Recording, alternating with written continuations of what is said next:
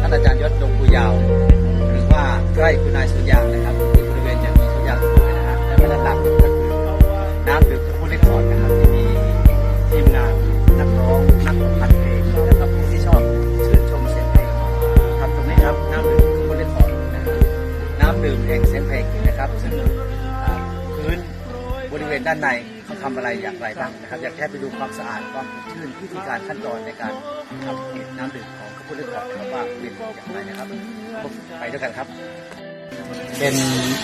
ก็มีอย.เรียบร้อยแล้วนะครับน้ำดื่มนี้นะฮะอันนี้เป็นการเป็นอย.รับรองแล้วก็ทะเบียนพาณิชย์ในการจดทะเบียนทั้งหมดครบถูกต้องทั้งหมดเลยนะครับสำหรับน้ำดื่มผู้เล่นคอร์ดนี่นะฮะพนักงานผลิตน้ำทุกคนที่มาผลิตน้ำแล้วก็จะมีชุดแบบนี้นะฮะชุดเรียกว่าชุดความสะอาดนะฮะซึ่งตอนนี้ด้านในนะครับอันนี้ก็จะเป็นชุดฆ่าเชื้อคลอรีนนะครับอยู่ด้านในนะและอันนี้ก็จะเป็นการแนะนำข้อแนะนำในการใช้คลอรีนนะครับแล้วก็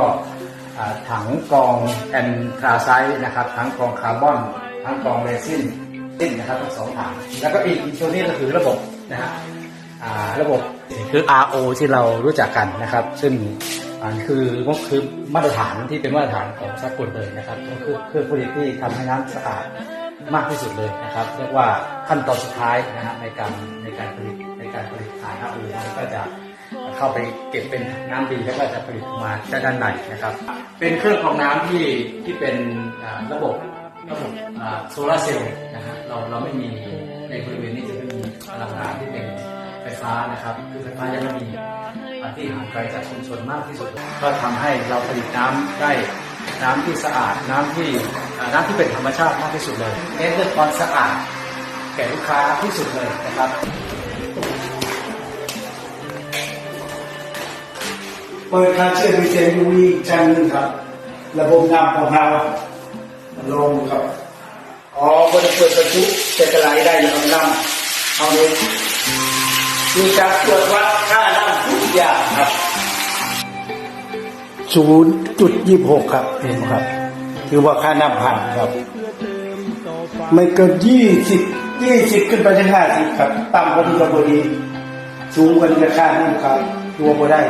ของเราได้ตามที่อย.เป็นมาในน้ำทุกอย่าง